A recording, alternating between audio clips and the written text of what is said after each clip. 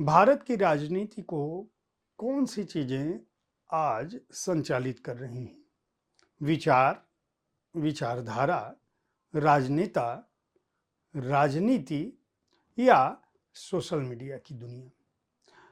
Public perception कैसे बनता है? लोग किसी को वोट क्यों देते हैं? कोई रातों रात स्टार, सुपरस्टार, मेगा स्टार कैसे बन जाता है? किसी को इतनी ताकत कहाँ से आ जाती है कि वह इस देश को अपने हिसाब से संचालित करने लगता है? नमस्कार, आप देख रहे हैं साहित्य तक के बुक कैफे का एक दिन एक किताब कार्यक्रम। मैं हूं जयप्रकाश पांडे। आज शनिवार है और मैं अंग्रेजी की जिस पुस्तक के साथ उपस्थित हूं उसका नाम है India on the move, when जय श्री राम में भारत माता की जय। जैसा कि इस पुस्तक के आवरण पर भी दिख रहा है, यह पुस्तक भारतीय राजनीति की उस गति को पकड़ने की कोशिश करती है जहां भारत माता की जय और जय श्री राम एक साथ एक बिंदु पर खड़े हो जाते हैं। पुस्तक की लेखिका हैं मारिया शकील और नरेंद्रनाथ मिश्र। यह पुस्तक भारतीय राजनीति के बदलावों को देखती है। पुस्तक के लेखक द्वय का मानना है कि एक वक्त ऐसा था जब जय श्री राम और भारत माता की जय के नारे अलग अलग विचारों के लोग लगा रहे थे, लेकिन राष्ट्रवाद के दौर ने एक गति ऐसी पकड़ी जब स्थितियां बदल गई। यहाँ तक कि भारत माता की जय के नारे लगाने वाले लोग राष्ट्रद्रोही की स्थिति से राष्ट्रभक्त की स्थिति में आ गए। पुस्तक जेएनयू की घटना का उल्लेख करती है कि किस तरह से जेएनयू परिसर में अफजल गुरु और मकबूल भट्ट की फांसी के बाद वहाँ जो विरोध हुआ और लड़कों ने जो नारे लगाए थे उन्हें देशद्रोही करार दिया गया। दरअसल भारत का जो भारतीय मानस है वह किस रूप में अपने नेताओं और नारों को देखता है, किस तरह से बदलाव के दौर में नेताओं ने राजनीति के एक बड़े टूल के रूप में सोशल मीडिया का इस्तेमाल किया है, यह पुस्तक उनका भी लेखा जोखा देती है। चूँकि जो लेखक द्वय हैं दोनों ही पत्रकार रहे हैं, दोनों की अपनी राजनीतिक समझ रही है और दोनों ने भारत का जो सामाजिक राजनीतिक ताना बाना है उसको बड़ी गहराई से देखा है। जमीनी स्तर पर भी, रिपोर्टिंग करने के दौरान भी, नेताओं से साक्षात्कार के दौरान भी, और जिस तरह से राष्ट्रीय और अंतर्राष्ट्रीय स्तर पर भारत की न केवल इमेज बदली बल्कि भारत का जो मध्य वर्ग है, जो भारत का युवा वर्ग है, भारत का जो ग्रामीण मानस है, भारत के जो किसान हैं और जो आंदोलनकारी हैं।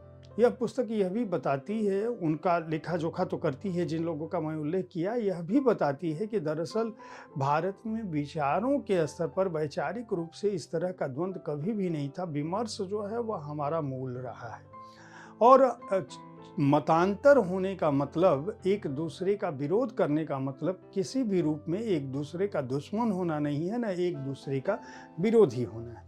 लेकिन आजकल जिस तरह का विभाजन व्यक्ति के रूप में, परिवार के रूप में, समाज के रूप में, जाति के रूप में, धर्म के रूप में बढ़ता जा रहा है, एक दूसरे के प्रति इस तरह की उग्रता का भाव आता जा रहा है कि हम मनुष्य जो है वह विपरीत विचार के व्यक्ति को अपना दुश्मन मान लेता है। पुस्तक की शुरुआत हर खंड में व्हाट्सएप पर होने वाली चर्चाओं के माध्यम से होती है। ये चर्चाएं हमारे आपके जीवन में, जिन लोगों के पास भी स्मार्टफोन है, बहुत ही सामान्य है। लेकिन हर अध्याय में अलग अलग कालखंडों को, जो 2014 से 2025 तक हम कह सकते हैं जब हम बात कर रहे हैं, तब तक घटता है।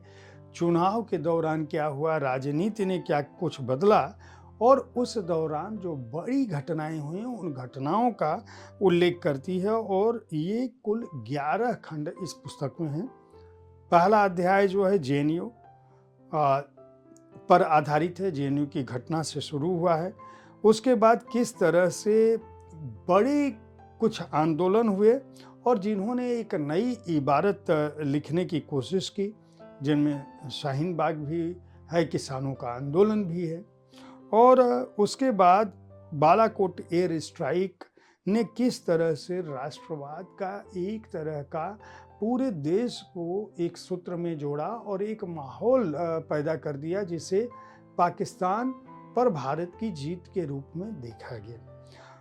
उसके बाद जब वायरस आता है, यानी कोविड आता है, और कोविड के दौरान क्या कुछ होता है, वह किस तरह से कोविड के दौरान भी थाली बजाओ ताली बजाओ, और कोविड भी पूरे देश को एक तरह से एक सूत्र में जोड़ता है या बंद कर देता है। कोविड की त्रासदियों ने, और उस दौरान जो उन त्रासदियों से बचने की सरकारी कोशिशें थी, चाहे वह वैक्सीनेशन हो, चाहे वह अफवाहें हों, चाहे वह उससे लड़ने की जिजविसा हो, चाहे लोगों की आकस्मिक मृत्यु हो अपने पास पड़ोस में उस महामारी के चलते, यह पुस्तक उसका भी लेखा जोखा करती है। वो उसके बाद ये बताती है कि अगले अध्याय में यह पुस्तक बताती है कि किस तरह से जो हमारा राष्ट्रवाद है उसने अंतर्राष्ट्रीय स्वरूप पकड़ा, और उस अंतर्राष्ट्रीय स्वरूप में किस तरह से दुनिया भर में राष्ट्रनायक के रूप में स्थापित जो प्रधानमंत्री हैं हमारे वर्तमान, उनके लिए अमेरिका जैसी जगहों पे, दुनिया की दूसरी जगहों पर हाउडी मोदी से लेकर किस तरह से हर चीज़ भारतीय राजनीति एक ग्रैंड इवेंट के तौर पर बदल जाती है। एक स्ट्रेटजी जो बनती है वह किस तरह से आधुनिक तकनीक का इस्तेमाल करते हुए हर व्यक्ति अपने विचारों से परे आपके विचारों को किस तरह से अलग अलग माध्यमों से प्रभावित किया जा रहा है। चाहे वो हर चीज़ इतनी ग्रैंड हो जा रही है कि आपको इस बात को समझने की फुर्सत नहीं मिल रही है कि आपकी बुनियादी चीज़ें क्या हैं। ये एक अलग बात है कि लेखक द्वय ने कहीं भी अपना कोई निष्कर्ष नहीं दिया है, अपना कोई विचार देने की कोशिश नहीं की है इस पुस्तक में, लेकिन वे उन चीज़ों को दर्ज कर रहे हैं जो चीज़ें हमारे समक्ष घट रही है। और जब आप उन घटनाओं को देखेंगे, चाहे वह राजनीति हो, चाहे वह निर्वाचन आयोग हो, चाहे वह किसानों की मांग हो, चाहे वह कोविड के दौरान का कालखंड हो, चाहे वह भारत का निजीकरण का क्षेत्र हो बहुत तेज़ी से बढ़ता हुआ, तो आपको ये चीज़ें दिखाई पड़ेंगी। यहाँ पर अगला अध्याय वो जो भारत में तिरंगे की राजनीति है, ध्वज की राजनीति है और सॉफ्ट हिंदुत्व की जो राजनीति है, वह अगला अध्याय उस पर है। उसके बाद किस तरह से निर्वाचन आयोग की क्या भूमिका है, किस तरह से अलग अलग राज्यों में अलग अलग चरणों में चुनाव होता है। भारत में भी जब चरणों का चुनाव होता है, कई चरण में 5 चरण 7 चरण होता है, 2 चरण 3 चरण होता है। इन चुनावों की क्या वजह है?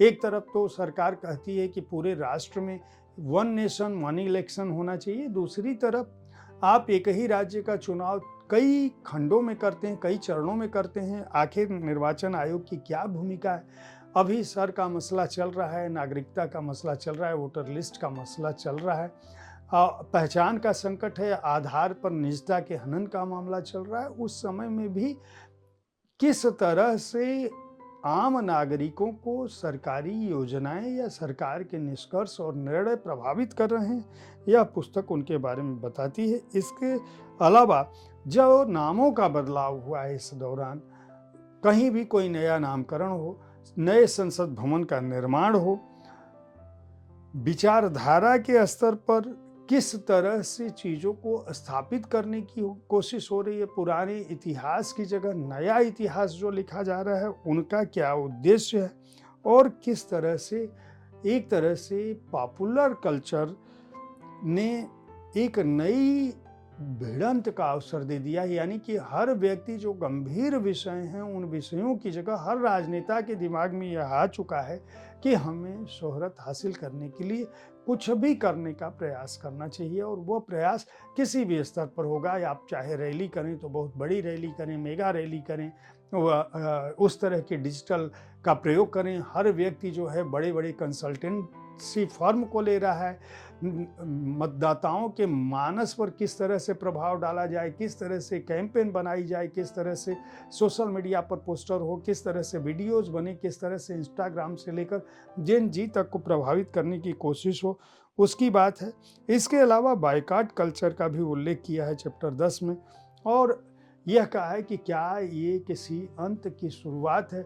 जहाँ देखो वहीं बहिष्कार की बातें चलने लगती हैं। और आखिरी अध्याय द लीजेंड ऑफ राम पर है कि अयोध्या में राम मंदिर की स्थापना ने भारत की संस्कृति को, भारत के इतिहास को, भारत की जो सामाजिक व्यवस्था है उनको किस तरह से प्रभावित किया, और उसका असर चुनावों पर क्या हुआ, आखिर क्या वजह थी। यह पुस्तक उस मुहूर्त की भी बात करती है कि जिस मुहूर्त में भगवान राम पैदा हुए उस समय ग्रहों की स्थितियाँ क्या थी, और जब भारत में राम मंदिर के एक तरह से उसको राष्ट्र को सौंपा गया या राम मंदिर का उद्घाटन हुआ, तब कौन सा मुहूर्त था 22 जनवरी 2024 को, और उसका क्या असर हुआ भारतीय चुनावों पर। यहाँ तक यह पुस्तक लिखी गई है मारिया शकील और नरेंद्र नाथ मिश्रा को, जो भारतीय राजनीति का जो परिवर्तन काल हम कहेंगे, या जो संचरण है, जो संचालन है, जिस तरह से भारतीय राजनीति प्रवाहित हो रही है, उसमें बिना किसी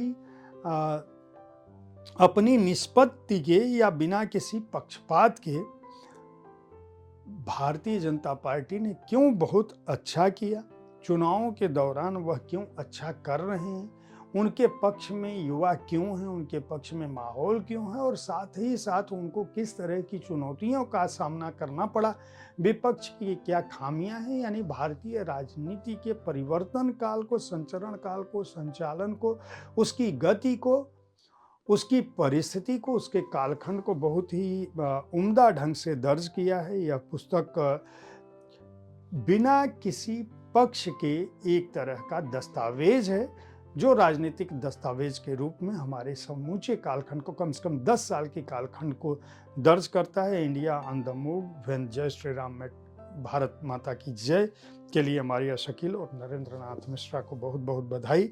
इस पुस्तक का प्रकाशन पेंगुइन रैंडम हाउस ने किया है। पुस्तक का मूल्य 699 रुपये है। मैं उम्मीद करता हूं कि हर शनिवार को जो मैं अंग्रेजी पुस्तकों पर अपनी राय रखता हूं वह आपको पसंद आ रहा होगा। इस कार्यक्रम का उद्देश्य आपको उन पुस्तकों की जानकारी देना है जो पुस्तकें प्रकाशित हो रही हैं, और मेरा प्रयास होता है कि मैं हर उस पुस्तक के साथ उपस्थित हूँ जिसने अपने समय को, अपने इतिहास को, अपने साहित्य को, अपने कालखंड को दर्ज किया है, या जो आपके लिए उपयोगी हो। कार्यक्रम के बारे में अपनी राय बताना ना भूलें। साहित्य तक देखते रहें, बुक कैफे देखते रहें, पुस्तकें खरीदते रहें, पुस्तक संस्कृति को बढ़ावा देते रहें। धन्यवाद।